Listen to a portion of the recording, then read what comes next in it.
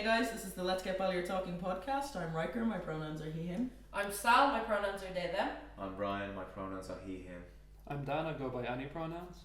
Yeah, so this podcast is going to be bringing to light some of the issues and aspects of being part of the LGBT community, both within Ballyfermot, which is our area, and the surrounding area of like Dublin and Ireland in general as well.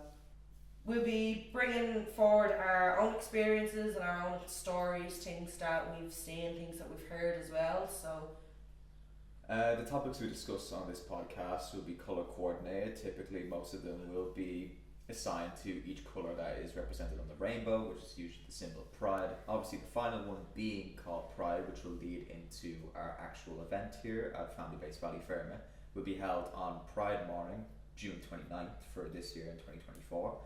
Every year, the Familibase organise a breakfast that is based on celebrating community and celebrating pride in the community. And if you want to come in, we'll have a stall there. If you have any questions of stuff, whether it's being discussed on the podcast, if it's personal issues, or if anything you just want to ask us, feel free to let us know, because we'll all be there, hopefully. It is an open table, so literally just come up. There's no queue or any sort of stupid thing you need to do. Just come up and ask us, please. Keep in mind, this is all just a bit of fun. We're not professionals. We're just speaking about things that affect us and our own experiences. So with that being said, I hope you enjoy, and on to the episode. Hey guys, welcome back. So in this episode, we'll be doing purple, which in our flag means harmony of the soul, and we'll be covering education and history. So I know we've touched on education in a couple episodes before, and how we feel there's a lack of representation really in the education system. So how can the education system improve in regards to the LGBT community? First off, recognising them in the first place. Yeah, I think that's a crucial I feel step. like I get it, is that Ireland has been a country that is slowly adapting over time, and with that means education takes a long time to adapt these things into place. yeah. A lot of LGBT things weren't in place when we were in school. For me, it was in the very last few months when I was in school. And nowadays, when I have worked in that school over the past year, I have seen that they've had a mural, they've actively engaged more with like Diversity Week and representing people of their own sexuality. They're trying to change SPHE into a very important class that all students should attend, and basically teach them, hey, people exist, people like other things, people don't like other things, and that's cool. It's more exploring humanity than being like, oh, the LGBT, we don't do LGBT in this school. We don't do that here. I think the other thing as well is a lot of schools stem from Catholicism. Yeah. And a lot of skills stem from the Catholic religion, and in the Catholic religion you're actually taught that absenteeism is the way to go. So abstaining from having sex, as much as you're taught about this is a penis, this is a vagina, this is what you do. They don't actually... Yeah, they don't kind of get into it, which is fair enough. Yeah. But a lot of... And they're trying to break out of that as well. Yeah. And like even a lot of the Catholic schools nowadays, even if they do want to go against that, they're going against it. What they've been taught. What their teachings of the church are like. So when they thought contraception was like a horrible contraception was illegal. Yeah, actually, in all fairness. Yeah, but like even going from that, contraception used to be illegal, and you were viewed as the devil if you even thought about wanting to stop the whole thing of not having kids. And like we've come so far with that.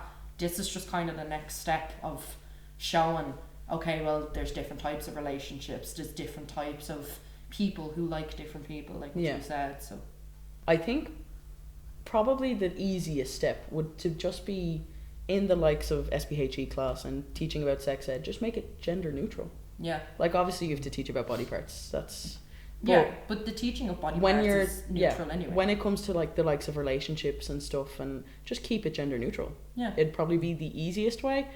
And then of course probably mention that, you know, gay people exist, so that when people actually come across gay people, they're not like, what is that? That has never happened, I'm lying.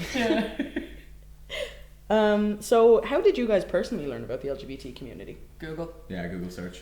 Yeah, pretty much. What is gay? Yeah, well, I mean, when I started kind of liking girls, because I went to an all-girls Catholic school, so the idea of liking a girl freaked me out so much that I searched up, do you know, like all the BuzzFeed quizzes? Yeah, are you gay? Are you gay? Yeah. Are you gay? Are you a lesbian? Are you bi? I did so many of them quizzes, and then it came out that I was like 100% bisexual, and I was like, aha! Every now and then I'll still do those for shit. Yeah, just for the crack. I fully know I am. But like 100%. It's just to ensure yourself. Yeah, 100%. I was about to say diagnosed. No, I figured out that I was bi at least through BuzzFeed quizzes and stupid quizzes that people just make online to try to figure out what I was into or what I liked. I knew gay people existed because like I have gay relatives. I'm not the only one that exists, you know. But like the whole trans aspect of things, I had no idea that was a possibility. Now I always knew that I wasn't a girl, but I didn't realise that there was an actual thing for that until I was reading a story that a friend wrote that had a trans character, and I was like, what the fuck is that? What is a trans? What is it? Because I feel that. Yeah. Me, I relate. And then I ended up Googling it and was like, yeah, interesting. But I was the same with non-binary. I didn't know what that was until I was 19. Yeah. So when I knew I wasn't a girl. Yeah. But my only thought in my brain was I have to be a boy if I'm not a girl. Yeah. But then that also didn't feel right, and I was 18 before I actually realised, oh my god, there's an in-between. Yeah. There's a fucking in-between. I don't have to be a boy, thank God. Do you know that type of way? Yeah. So like, yeah. But again, Google. Google, yeah. Definitely Google. Yeah, Google was the What about big you, thing. Dan? Were you Google too? Yeah, I mean, most of my knowledge of gay people, I guess, came from like hearing other people talk about it, like word of mouth, and like the internet as well. So like it wasn't the best image of gay people, I guess. No. Yeah, no, my first few searches were like, damn, people hate these guys. So. Yeah. Maybe I shouldn't be one. Yeah. So yeah, didn't learn about it until much later. Like I didn't properly like understand it until like 18, 19. Yeah. The reason I posed that question is just for proof that none of us learned from school. No. Yeah. None of us learned anything about the community until we looked for it ourselves. Yeah. Which I think is telling of our education system and the LGBT community in this country, at least. Actually, in most countries. I've done my research. So, speaking of education in schools and stuff, do you think that including information on the LGBT community in general education is controversial? Depends on what level of education. I truly believe that it should be an exclusively secondary school thing. I don't think primary school children have enough development at that stage to begin learning about themselves through sexuality. Yeah. And They're not mature enough. They're not mature No. enough. Like, say when they done like sex education, like 5th class, 6th class, most people are like, ha ha ha, that's a willy, ha ha ha. Yeah. They don't understand the deeper meaning behind that. They're going to completely ignore that and be like, oh my god, look in our dictionary, look, it says penis, oh my god. And I actually remember in our Irish dictionaries in school, someone had circled the word penis in all of them. yeah. Every single dictionary. Like it's In the Irish dictionaries, we used to circle fuckle. Yeah. Like it's just silly stuff like that. So when I say like you start reaching that mature age where like you say it's a turning point around like maybe 4th, 5th, 6th year is when your body's going through a massive change in puberty. You're going to start feeling all these emotions and different changes to your body. That's when the education should more or less be given. Yeah. I'd say it's more out of comfort for them. Now, I would say the sexual side of LGBT education definitely first for the older senior side level. of it. But I do think that they should be included in the earlier years too. Like I had my little brother educating all his friends on what a trans person was. Yeah. You know, I think like telling them that this community exists and that there are people that are gay and stuff and that it's okay to be that way. I think that's important from a young age. Yeah, I do think. It is because it prevents them growing up hateful. Yeah. I think the sexual side and the relationship side definitely being brought into kind of your senior level, because that's when you're like you're 15, 16, 17, 18 when you hit that. You're gonna start looking at getting in relationships and kind of being that bit more intimate with people. Yeah. So obviously bring it in during then. Do you know what I mean? 100%. Yeah. Because especially with like the younger group as well, it's always been over the years, say like words are a huge thing that children will just sponge in. Whatever their parents will say, they will copy out. Whatever their friends say, they will copy out. And over the years, for example, say in Ireland, gay is used as such a common term to just represent anything weird. If you're not comfortable with it, that's gay. Yeah. So all these children over the years just think the word gay means weird. Yeah. Until they actually confront what a gay person is, and it's like, that's gay. Because then it's like, instead of just saying that's weird or being like, oh, interesting, now they go, that's gay. Yeah. So they associate it, like their brain. So then when they together. see a gay person, they're like, that's weird. That's weird. Yeah. Yeah. It's a very weird phenomenon. Yeah, so it's very gay phenomenon. It's a very gay phenomenon. So I think introducing the concept of LGBT people at a young age is important. Like my little brother grew up, he's the most supportive little man I know. No. But like one of my siblings is 10 and they're like, I don't think I'm a girl, I don't think I'm anything, I don't know what I am, and like they're 10. Yeah. Kids of the kind of next generation below us, Yeah. they're becoming more aware because of the whole realm of social media and internet. They're growing up. Existential crises are getting earlier. They're getting earlier and earlier. But like soon it's going to be fresh out the word. Yeah. What am I? But like kids Help me!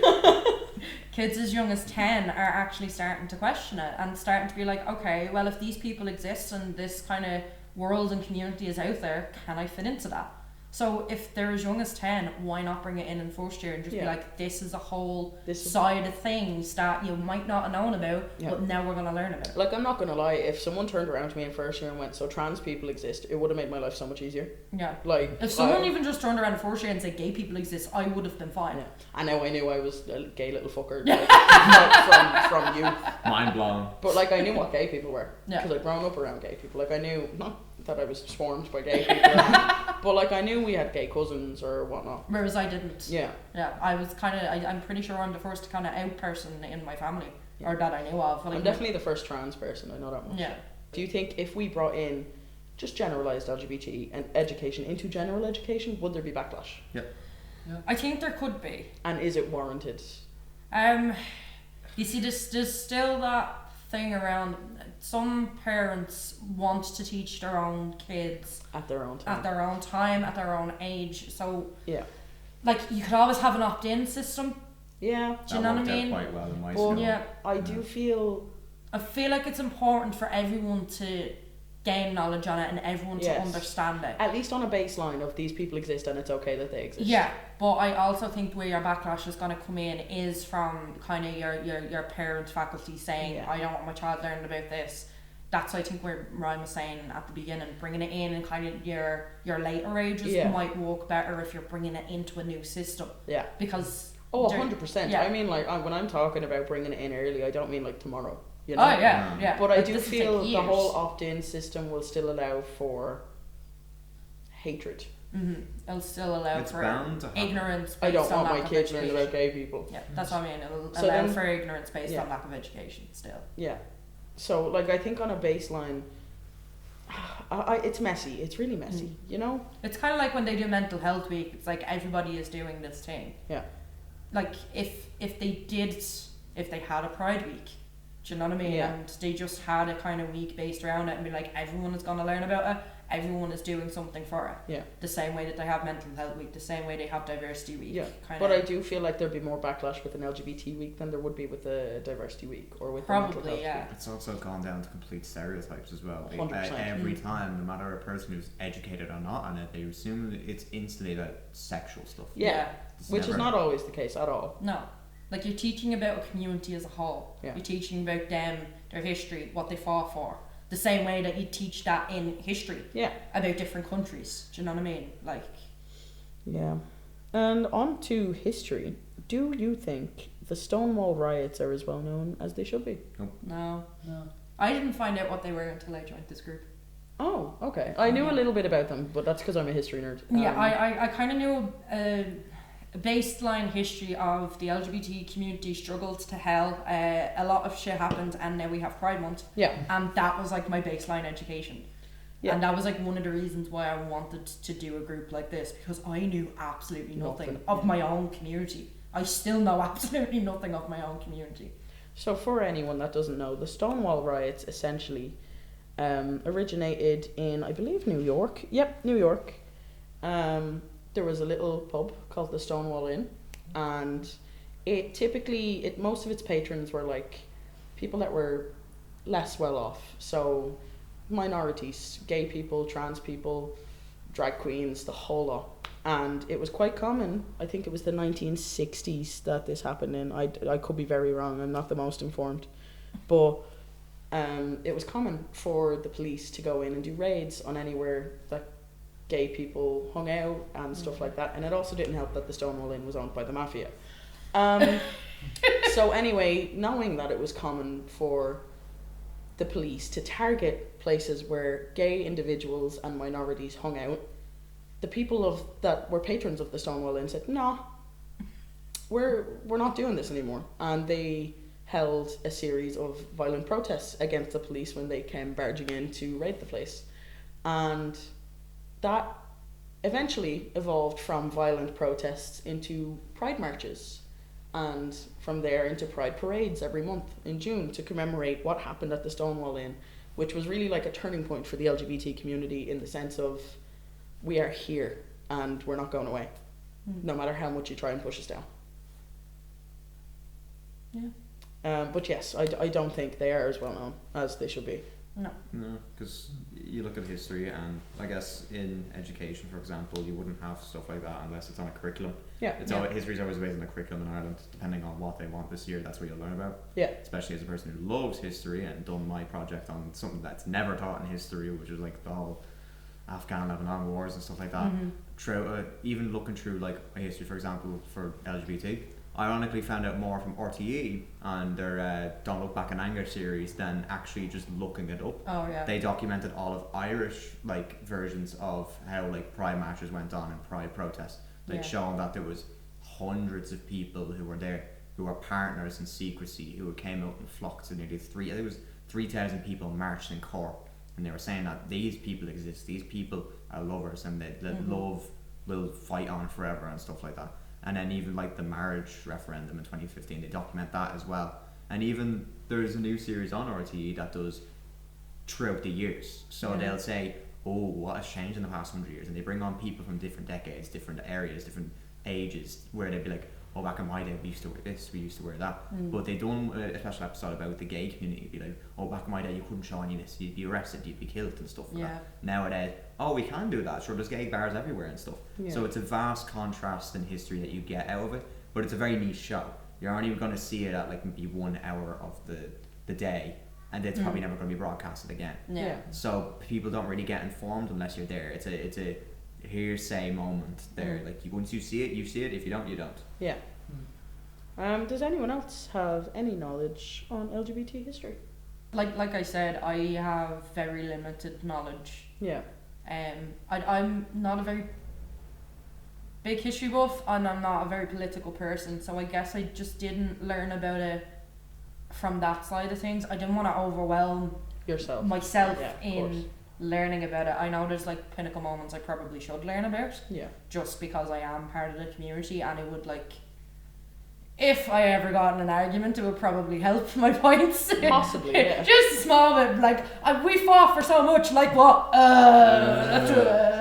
you know what I mean? Yeah. But yeah, like I wouldn't have a lot of knowledge, which is my own doing. I definitely need to look into it more. Even thinking that like, say like veterans were a big thing, for example. Veterans were actually the biggest supporters of gay relationships, because ironically it happened in the army. A lot of people came home with completely different partners from the war. It was veterans and prisoners. Veterans and prisoners are ironically being the best supporters of it. You're living for years with people away from your family that you wouldn't know, and then if you realise, oh shit, they're kind of hot. They're kind of hot. My life at home is a lie. Do you know what I mean? Like it makes fucking sense. Yeah, and even looking through the biggest history of it, saying, for example, like people getting arrested, it was illegal to be gay till the very late 90s in Ireland. Yeah. So say until the most recent generation, it would have been illegal. So all of our parents would have lived in a time where it was completely illegal to be gay. We've lived in a time where it's now barely legal, and we've only recently got the right to marry. That's a big thing where like and there's still a lot of stuff that needs to be worked on through law, for example, but we're in a prime point where like, hey, gay people are actually recognised. And it's actually working so well that it's actually generating more hate than it should be. But hey, at least I don't have to go and be like, can I get married now? I can go to a court of law and they'd be like, oh, fine, go. Go be gay. Go be gay. I will reluctantly let you marry the man you love. Ugh, disgusting. Yeah. What about you, Dan? Do you know anything about history? Most of my knowledge comes from like random posts I see online. Like, Absolutely. Yeah, I wouldn't. A lot of stuff I wouldn't have found out unless Someone I didn't posted see it. this. Yeah. You know? That's Like, fair. Yeah.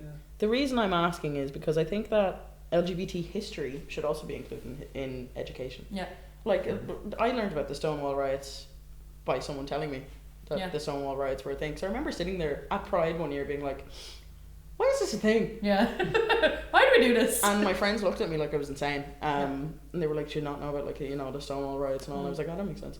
But, like, even if you just included that in history, being like, this is a thing that happened, they fought for their rights. Yeah. Like, they include other people fighting for their rights. But like, all of Irish history is about the Irish people fighting for their rights. Yeah. Right, fighting for their right of Like, republic, it's- fighting for their right of freedom. So why can't we be included in it too? Yeah, it's on a similar wave. It's like they've covered in, like, say, Irish history, for example, the Irish fighting for independence, and then like the buses with the Rosa Parks and MLK, where they fought for rights for literally just existing as a second-class citizen in America, for example. That's always going to be covered in history because it's such an important matter to show that, hey, people didn't have rights back then, and the power of like fighting for it will continue and stay in history forever. It's why we have Black History Month, for example, where you remember all these current things. Is that history has been bold, history has been a very brutal thing that's happened throughout the years, and if we forget about that, history will repeat itself. And why can't we do that with Pride? Why can't we do that with the community? Because that hate will consistently repeat itself if people aren't educated enough on it, the way it is with racism. Yeah.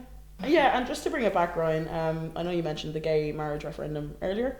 Do you think that the gay marriage referendum, which for anyone who doesn't remember was held in 2015, do you think it brought more attention to the LGBT community? Well, yeah, absolutely. You've still looked at statistics for people voting for stuff. It was one of the biggest referendums in Ireland, full stop. Yeah. Apart from the abortion one, which followed in suit, it was the biggest. It was the most votes we've ever had for a referendum in history. And it was a strongly positive yes. It was a 74%, I believe. Yeah. So many people, even our area was 93% yes. Yeah. There were so many people in such positive support for Pride and for people to just be married because they knew that love should exist for these people. Is that it should be a right for all to people for love. And the Irish people did show that. But it's over the years now that it's been a staple in Ireland that we've seen more negative media. It's definitely to do with media once more. The coverage of Pride has been so negative. It's been trying to ounce for that sort of negativity back because they feed on it. Yeah. They want to have that where people were like, why did we vote in a referendum for these? But it shouldn't be like that. I just googled it and my county was the only one that voted no. Riker! Roscommon voted no in the referendum. Oh my god. Riker! Out of 43 constituencies, only the largely rural Roscommon South Leitrim had a majority of no votes. Over 1 million people voted in the favour of same-sex marriage, and 734,000 voted no.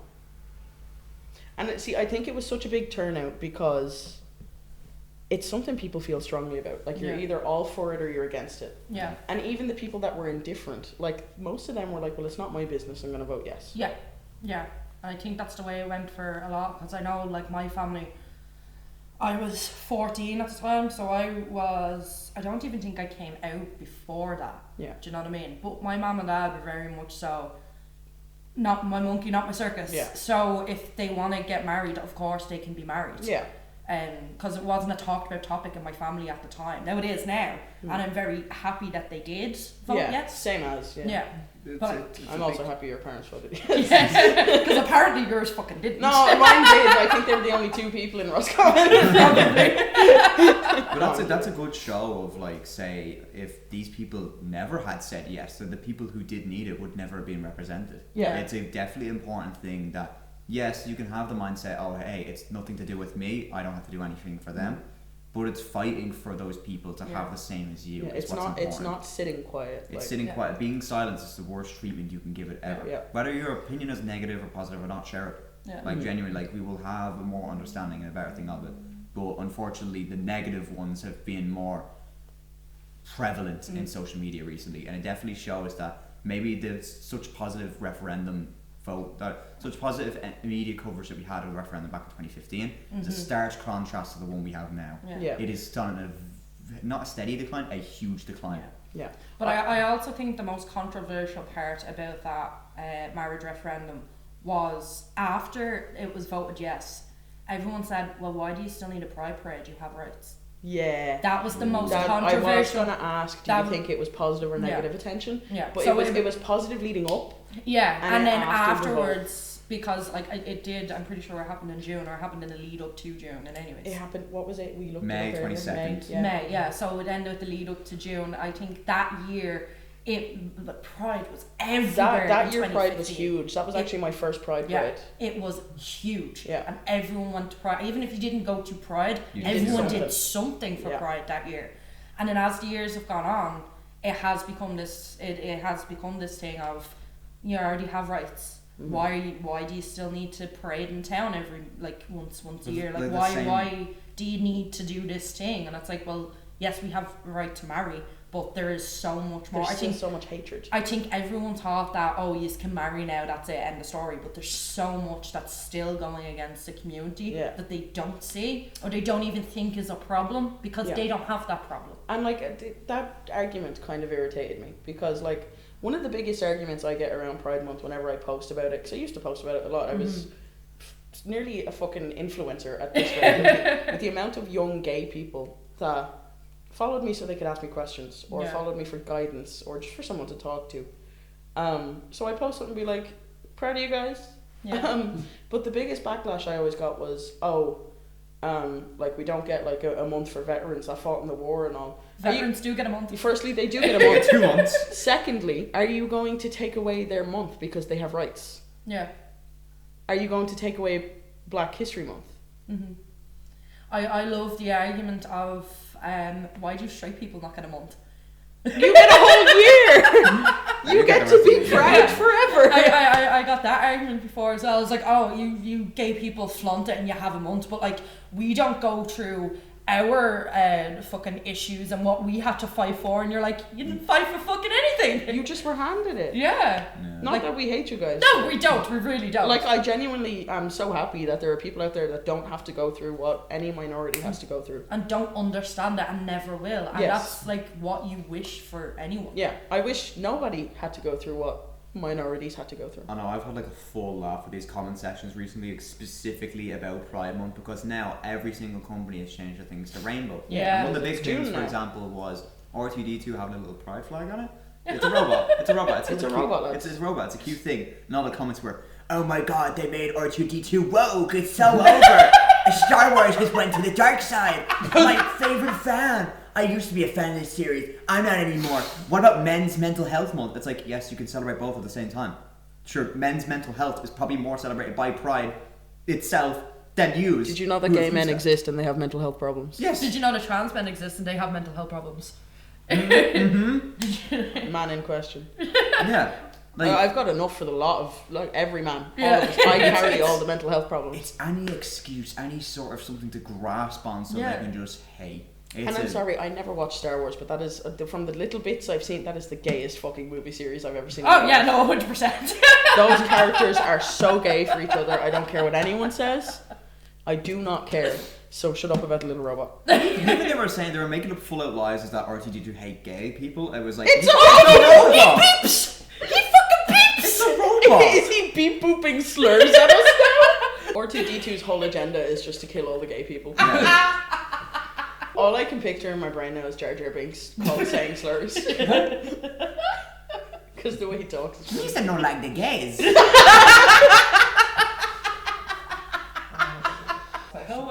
What the fuck were we talking about? We will repeat the last question. We were talking about the positive and negative effects of the attention brought to the LGBT community after the gay marriage referendum. I don't know, like... But I guess, like, I mean, you weren't out. Yeah, I wasn't out. I didn't really know at the time. Like, I really, at the time, I was like, yeah, okay, this isn't my thing. Yeah, that's fair. Yeah.